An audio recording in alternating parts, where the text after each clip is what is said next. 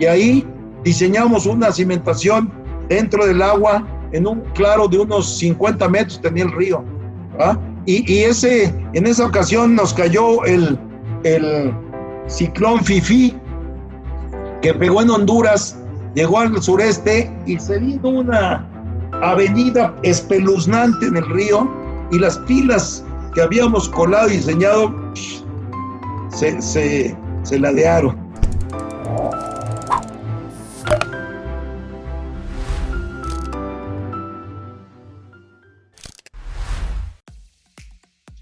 Otra estructura fundamental son los túneles, que es algo en lo que me he dedicado algunos años de mi vida profesional. Los túneles son estructuras lineales. ¿Qué hacer para un túnel? Bueno, primero, ¿qué va a ser el túnel? ¿Va a ser un túnel de agua o va a ser un túnel carretero, o va a ser un túnel de tránsito, de metro, o va a ser un túnel de otro tipo? Generalmente los túneles de agua, bueno, si van a tener agua, la circunferencia interior del túnel, pues vamos, no es tan importante la precisión, pero sí es importante la rugosidad, porque la rugosidad entra dentro de los análisis hidráulicos del agua que va a tener el túnel. Si el túnel se agrieta, pues el agua se pierde. Entonces es importante estudiar la deformabilidad del tubo, que en general es muy flexible en una dirección. Entonces, en una obra lineal, dependiendo de su longitud, los sondeos habrá que hacerlo a 200, 300 o 400 metros a más largo, para que tengamos suficiente información a lo largo del eje del túnel. Si el túnel es un túnel carretero, generalmente son cortos, aunque no siempre, ¿verdad? Hay túneles carreteros que son de 200 o 300 metros. Me tocó en suerte diseñar los túneles, 3 túneles Copala de la autopista Durango-Mazatlán, y eran túneles cortitos, ¿verdad? Entonces, en ese caso, los túneles, hay que estudiarles su deformación y la capacidad para la cual se va a diseñar el revestimiento interno, el cual siempre toma las cargas verticales que tiene, redistribuidas con las teorías de Terzaghi o alguna otra teoría, y con eso plantear el procedimiento constructivo, que es lo más difícil, y en el corto plazo hacer que el túnel sea estable, que no se caiga, y en el largo plazo hacer que el túnel tenga un buen comportamiento. Entonces, las obras lineales son otro tipo. Las carreteras también, la geotecnia en carreteras no es mi especialidad, pero bueno, pues hay que estudiar la parte de los taludes en los cortes, ¿verdad? A veces se hacen túneles ya, la Secretaría últimamente ha fijado las normas de que más de 25 metros ya no pueden hacer cortes, prefiere hacer túneles, incluso túneles falsos, ¿verdad? Y luego después vendrá pues toda la experiencia de los pavimentos en los túneles, que tampoco es cualquier cosa, porque una carretera pasa por todo tipo de suelos, pantanos y suelos difíciles, ¿no? Y finalmente, aquí en la exploración, Nacho, hay una parte importante que me tocó con mi experiencia en los túneles de la autopista Durango-Mazatlán. Son túneles en roca donde la geotecnia empieza a meterse con la mecánica de rocas, y entonces se requiere importantemente de un geólogo que nos defina las familias de fallas que hay, y después con las fallas hacer los estudios entre las fallas, si las fallas están quietas o son pasivas o son activas, si tienen agua, y luego estudiar la estabilidad de bloques para que a lo largo del túnel o del talud en la carretera se pueda uno defender con los procedimientos constructivos de los deslizamientos y los factores de seguridad que tienen el deslizamiento de bloques, o en el largo plazo, como el revestimiento de concreto reforzado, que generalmente son circulares, porque se aprovecha muy bien los esfuerzos de compresión y bajan los armados en esos casos. Entonces, bueno, esa es la mecánica de rocas, que es otro panorama muy interesante, ¿no? Otra liga, ¿no? Otra ya liga. Cuando empieza a mandar también la geología, ¿no? Así es correcto, y la geología y la geofísica, toda la... Inge, otra vez para ponerle un poco de pimienta al asunto. Sí. Lo regreso otra vez a edificación, zona urbana. ¿Quién define la cimentación? ¿El diseñador geotécnico o el diseñador estructural? Mira, yo diría que dependiendo del tipo de suelos, generalmente te voy a poner un panorama completo y ahorita llegamos a esa pregunta que es muy interesante. Primero, ¿qué pasa en un edificio? ¿Quién es el dueño del edificio? Bueno, el edificio puede ser de un inmobiliario, que es el que tiene el dinero para hacerlo, o puede ser una infraestructura del gobierno local o federal. Generalmente ahora el gobierno invierte poco y generalmente los que invierten son los inmobiliarios. Entonces, el inmobiliario es el dueño del edificio y contrata a un arquitecto para que le haga la estructura muy atractiva y muy padre. El arquitecto generalmente trae a su equipo al estructurista y a su geotecnista. Entonces, le dice, oye, yo quiero aquí un edificio de 20 niveles, va a ser de vivienda, pero quiero en los 3 primeros pisos unos almacenes y tal y cual, y quiero esto. Y quiero estacionamiento para los inquilinos y demás. Entonces, el arquitecto hace el proyecto y empieza a voltear hacia el estructurista para decirle, oye, ¿de qué tamaño puedo hacer las traves y los gálibos aquí para que entre? ¿Y de qué tamaño hago los marcos? Y oye, y si es zona sísmica, te tengo que poner aquí algunos reforzamientos o amortiguamientos, como los que seguramente te platicó ¿cómo se llama? Rodolfo, ¿no? Entonces, todo ese tipo de cosas las define el arquitecto junto con el dueño y el estructurista. Y ya que tienen la estructura parcialmente concebida, se van al suelo. Entonces, oye, a ver, yo tengo este edificio, quiero esto. Bueno, sale. Yo hago el estudio de mecánica de suelos y esto mínimo va a requerir de un cajón. ¿Vas a querer autos que guardar? Sí. ¿Tú requieres sótanos? Sí.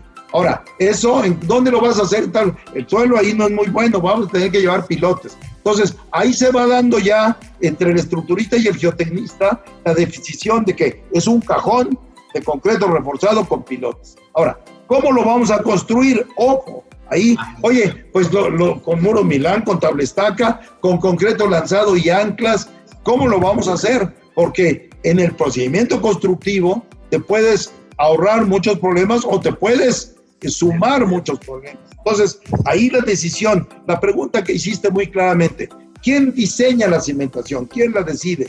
¿El estructurista o el geotecnista? Yo diría que si digo el geotecnista es muy ambicioso de mi parte, sí, hombre, son los fregones que hacemos. No, no es cierto. Se define en conjunto con el arquitecto, con el estructurista y con el geotecnista. Y planteados esos, los tres llegan a la conclusión de que sí, un cajón con pilotes y demás es la solución. Ah, pero luego dice el dueño de los billetes, oye, a mí no me alcanza para eso. Yo no quiero poner pilotes. No, estás fregado, ¿cómo no lo vas a poner pilotes? No, pues bájale al gas, bájale los niveles. No, porque si le bajo los niveles, no tengo la recuperación de mi inversión, ¿no? Ya no salgo, ¿no? Entonces, ahí hay un juego de intereses de tipo inversionista, de tipo el arquitecto que quiere pasar a la posteridad con un edificio fregón de claros de 30 metros y de entre un estructurista y un geotecnista que son los más aterrizados. Entonces, ¿quién define la cimentación? Entre el grupo del estructurista y el geotecnista. Muy bien. Okay. Bueno, sí. Si yo le preguntara cuáles son los 3 diseños geotécnicos los más emblemáticos en su vida profesional, ¿cuáles me compartiría? Mira, la pregunta es difícil, pero te voy a ser sincero. Cuando en el 2011 entré a la Academia de Ingeniería, mi trabajo de ingreso fue con algo que a mí se me ocurrió que era bueno, aunque generalmente no son las medallas lo que uno quiere colgarse medallas y decir, fíjate qué buen ingeniero soy, he hecho tantas cosas en mi vida profesional. Mi ingreso a la academia fue con un tema que se llamaba la ingeniería forense de algunas obras del metro. Entonces, ¿qué pensé? Pensé en poner los errores que se tuvieron en algunas obras y por las cuales hubo algunas fallas. Entonces, pues por ahí hay algunas cosas que me enseñaron mucho y que si tú me dices cuáles son las obras más emblemáticas que he tenido en mi vida profesional, Bueno, pues es muy padre decir, oye, yo estuve en tal túnel, o estuve en tal línea de metro, o estuve en tal cimentación de ese edificio que ahora lo ves. Pero es también muy difícil decir, yo ahí falló y yo ahí estuve, ¿no? Entonces eso me enseñó mucho. Y bueno, sí, a lo largo de mi vida profesional he estado cerca de los túneles, he estado cerca del metro, los cajones de cimentación, metro elevado, los puentes largos, he estado en los túneles en la Durango-Mazatlán, en algunos edificios altos y en algunas otras obras subterráneas muy profundas que fallaron. Te voy a decir algo, hace muchos años participé en un puente en el río, arriba del río Coatzacoalcos, donde nacía la sierra, y las corrientes eran muy fuertes.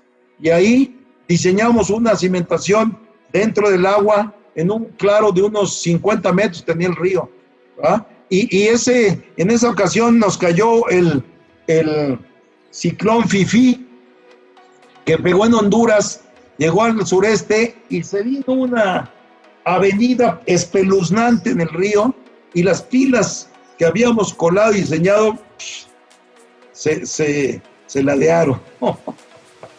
Entonces, para recuperar eso tuvimos que hacer un terraplén, hacerle un cajón, meter unas pilas e inyectar. Yo me acuerdo mucho que me apoyé mucho en el profesor Tamés y me ayudó mucho a recuperar la cimentación de esa pila de puente. Eso te puedo decir que me dejó una enseñanza bárbara en ese sentido.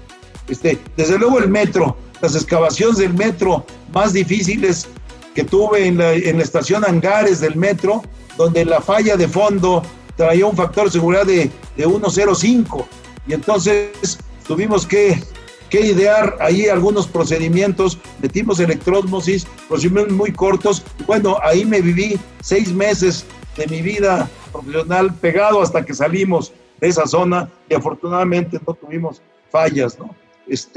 En los túneles, algo similar, participé en los túneles de drenaje profundo del emisor central, y ahí en Tepozotlán tuvimos también algunos problemas importantes y fuertes. Yo no tomaba las decisiones, en aquel tiempo yo era chalán, pero aprendí una barbaridad. Entonces, pues, ¿qué quieres que te diga?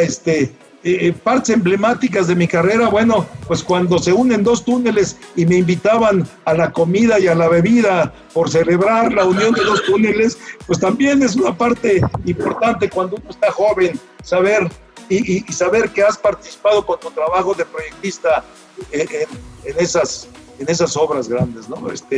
En fin, anécdotas. Y el tema de la línea 12. Sí. De la línea 12 del metro. Ahí le tocó participar ya con... Claro que sí, ya con Ipisa. Tema escabroso, ¿no? Sí, mira, yo te voy a decir, es un tema escabroso porque lo hicieron un tema político, pero te voy a decir cuál es el fondo de la línea 2. La línea 2 estuvo bien construida, estuvo bien diseñada, y el asunto está en que al final, dada la premura de la inauguración, los trenes no se había fijado bien por parte de los que compraron los trenes, que fue el STC, y se retrasaron, y al retrasarse no alcanzaron a llegar para la inauguración, pero la empresa que tenía a su cargo los trenes dijo, oye, yo tengo unos buggies similares a la vía y los podemos poner, pero en algunas curvas que fueron muy difíciles, esos buggies empezaron a causar un desgaste ondulatorio en las vías. Entonces, ahí estuvo la razón de todo. Se metió un buggy que no estaba considerado para una vía que tenía ciertas características. Y al tener un buggy diferente en la vía, empezó a haber un desgaste ondulatorio hasta que se empezaron a gastar prematuramente las vías. Y entonces, en ese momento, pues ya había muchos factores políticos involucrados para tratar de hacer quedar mal a las gentes. Entonces, el problema de la ingeniería civil fue impecable. Tan impecable te voy a decir que en esa zona, desde Iztapalapa hasta Tláhuac, pasas por una serie de puntos rígidos en en los crestones de roca y luego por valles de arcilla que forman parte de los lagos de Chalco y Xochimilco y Tláhuac. Entonces había valles que se hundían contra puntos duros y poner el metro elevado en esas zonas fue un reto muy importante y se tomaron muchos fusibles para que el comportamiento a largo plazo del metro no causara grandes movimientos en las pendientes de las vías. Y hasta ahora se ha comportado perfectamente bien el metro. No hemos tenido en ese sentido ninguna queja. Entonces, el problema fue más bien político y nada más para terminar con esto, la decisión fue una decisión también política mal tomada, porque todas esas obras que se hicieron de mantenimiento se pudieron haber hecho en las noches, claro, con mayor tiempo, pero en las noches, sin dejar año y medio sin servicio a una línea que ya estaba en movimiento y que ya estaba operando y que daba mucho servicio a una cantidad importante de gente que vive en esa zona. Entonces, fueron decisiones políticas. La ingeniería civil ahí no yo diría que fue exitosa por estos problemas que tiene, y la decisión fue, por problemas de tiempo en la inauguración, poner un buggy en la zona de las vías que no le correspondía. Sí, por eso quise preguntarle para que aprovechemos este foro y aclarar, ¿no? Porque de pronto la gente sataniza, ¿no?, algunos conceptos por ignorancia, ¿no? Porque no conocemos. Pero, sí. Y usted lo aclara perfectamente. Se diseñó y se construyó correctamente, ¿no? Una toma de decisión ahí, sí. Una toma de decisión que afecta la operación, claro. Y por si eso no fuera poco, la solución también, sí, la complica. Claro. La complica, y porque llevaba dedicatoria, porque se pudo haber corregido en las noches con más tiempo, pero sin parar la línea, que además es una línea muy exitosa, mueve una cantidad importante de viajes casi desde su inauguración. Sí, me tocó estar ahí cuando se rehabilitó la línea 2, ¿no? O sea, paraba operaciones a las 12 y teníamos que devolverla a las 5 de la mañana. O sea, claro, teníamos 5 horas y no te podías equivocar en nada porque ya venía la energía eléctrica atrás de ti. Sí, así es. ¿No? Y no por eso ibas a dejar sin funcionar línea 2. Entonces, tantos meses, ¿no? Como pasó con línea 12, ¿no? Claro, así es. ¿Cómo se complica? Dije, pues son muchos temas, quisiera tocar todos, pero a veces... Mira, hay algo que a mí no me gustaría dejar de lado. Adelante, el tema de los procedimientos constructivos. Adelante. Los procedimientos constructivos, tanto en el cajón de un edificio, como en el cajón de una estructura lineal, que es el metro, o como el cajón de un centro comercial muy grande, deben de preverse muy bien. Y te voy a decir algo. Hemos estado discutiendo en el comité de cimentaciones ahora para el nuevo reglamento, que una parte importante de los diseños las define el procedimiento constructivo. Nosotros ahora yo estoy ahora viendo, ya terminamos el proyecto de los depósitos de la ampliación de la línea 2. Es una excavación que va a 28 metros de profundidad y tiene 180 metros de largo por 70 de ancho. Entonces, estamos en zonas de suelos rígidos. Entonces, estamos previendo un procedimiento ahí en observatorio para no parar el tráfico. Entonces, se está previendo hacer la excavación primero de una parte de la mitad del edificio de los depósitos. Es un edificio con estructura de concreto reforzado y una techumbre de traves de armadura metálica. Vamos a construir la mitad, pero la excavación va a quedar a 28 metros en un cierto tiempo. Entonces, esa excavación la estamos planeando con pilas, a manera de estructura de contención, pilas de 60 y de 90 centímetros de diámetro, y entre pila y pila estamos dejando de centro a centro 3 metros, y estamos haciendo un pequeño arco entre las pilas para que haya una redistribución de esfuerzos de compresión, y luego le estamos poniendo concreto lanzado y le estamos poniendo anclas. Bien, todo eso implica el diseño de los empujes estáticos, el diseño de los empujes dinámicos con sismo, el diseño de las anclas, que en el reglamento de las construcciones no está previsto. El reglamento actual de las construcciones es de edificación, no es de obras subterráneas, ni siquiera de puentes, Nacho. Aunque muchos estructuristas toman el reglamento, y qué bueno, lo toman para definir los armados de las pilas, los armados de las estructuras subterráneas, con los recubrimientos que marca el reglamento, pero el reglamento está hecho para edificios, no está hecho para puentes, ni está hecho para obras subterráneas. Bien, entonces, si tú te vas excavando así, vas hincando las pilas, vas bajando niveles y vas poniendo niveles de anclas y vas bajando cada 7 metros hasta llegar a los 28 metros y vas poniendo concreto lanzado. Esos empujes tienen que resistir en lo que haces el edificio, que son 1 año, año y medio. Entonces tienes que tomar en cuenta el análisis de los empujes dinámicos por sismo y de los empujes estáticos, y tienes que calcular las anclas activas, preesforzadas, para tomar esas cargas que le puede dar el sismo, porque en algún momento el edificio se va a hacer la mitad del edificio, la mitad del ancho, y por encima va a pasar el desvío de tráfico. Y una vez que se termine eso, excavas la otra mitad en forma similar y ya recuperas el tráfico por superficie. En el momento que tienes la primera mitad, si viene un sismo, ahí el que tiene que tomar todo el trancazo o es el edificio o son las anclas. El edificio no lo puede tomar porque es un edificio parcialmente construido de 28 metros de altura y con un claro de 10, 15 metros cuando mucho. Entonces tienes que dejarle todo el trabajo a las anclas.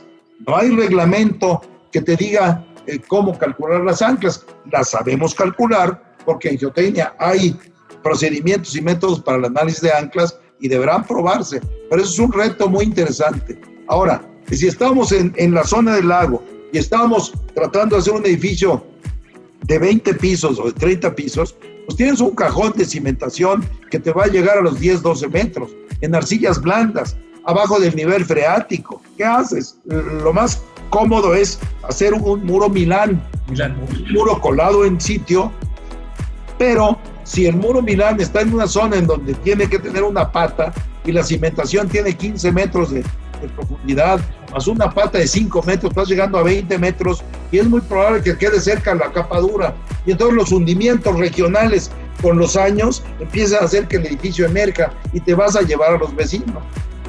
Entonces, los procedimientos constructivos en cuanto a empujes, en cuanto a diseño de tablestacas, que hay que diseñar el muro, hay que diseñar los empujes, hay que diseñar los puntales como columnas horizontales a la flexo con presión, y todo eso tienes que derivarlo en planos de un procedimiento constructivo y decirle al constructor cómo es que va a empezar a excavar, cómo va a controlar los niveles freáticos y cómo va a empezar llegando al fondo a poner el concreto lanzado o a colar el muro Milán.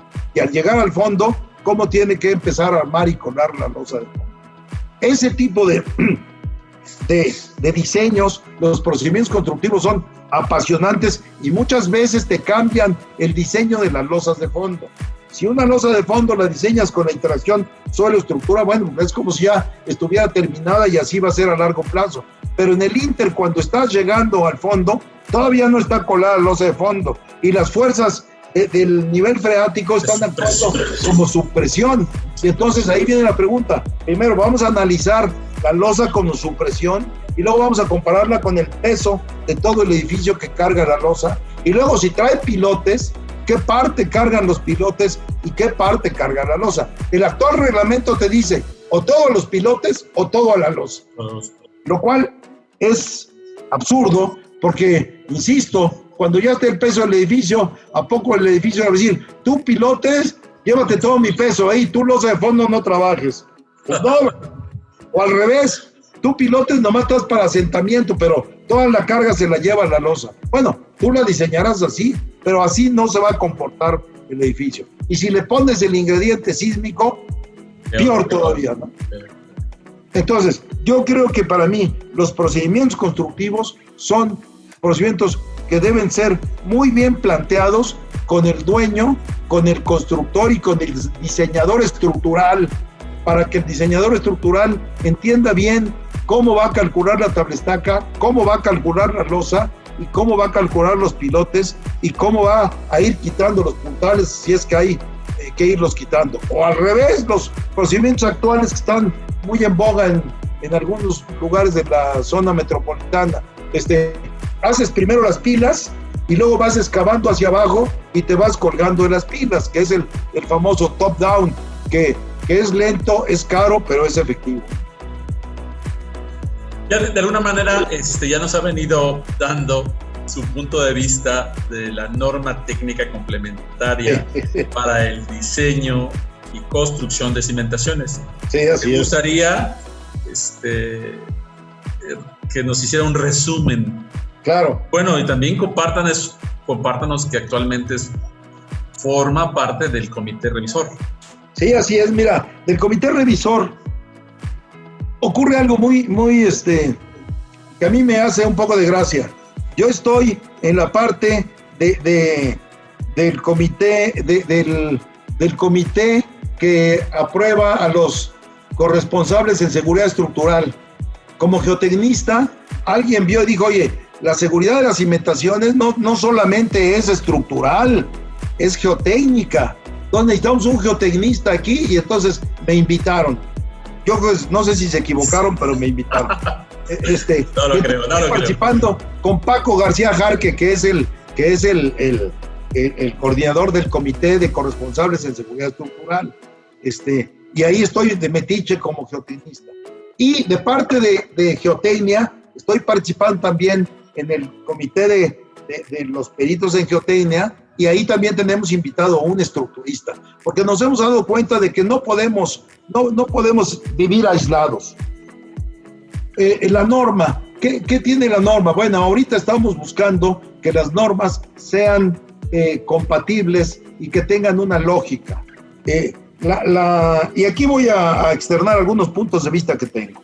La parte, como tú decías, es el estado límite de falla y el estado límite de servicios. En el estado límite de falla, y aquí sí me voy a enfocar a lo que es el reglamento de la Ciudad de México, de las arcillas blandas y de las zonas de lomas. ¿Por qué? Pues porque este reglamento lo hace la Ciudad de México y después, en general, la ingeniería lo adapta en los otros estados y lo hace suyo, ¿no? Porque son reglamentos generalmente avanzados, lógicos, que sirven de guía para usarse en otros lugares de la República. Entonces, bueno, excepto en Monterrey, que ahí usan el ACI. Ahorita le voy a preguntar de eso, ahorita no se me adelante. Es la pregunta que sigue, pero ahorita agotemos la de... Sí, no me hagas muchas preguntas porque algunas no me las sé. Mira, en cuanto al estado límite de falla, bueno, pues se busca la capacidad de carga de la losa de cimentación, el grupo de pilotes en forma individual y de conjunto, y hay unas normas que actualmente rigen ese reglamento. Sin embargo, el análisis de todos estos del reglamento y de cuánto toma la losa y cuánto toman los pilotes y los empujes y demás, está basado en algo muy interesante que ha desplegado mucho el Instituto de Ingeniería y que es la interacción suelo-estructura. Se basa mucho en la paquetería en método de elementos finitos, que no es malo, es un método que reparte las cargas a los pilotos y a las losas en función de su rigidez.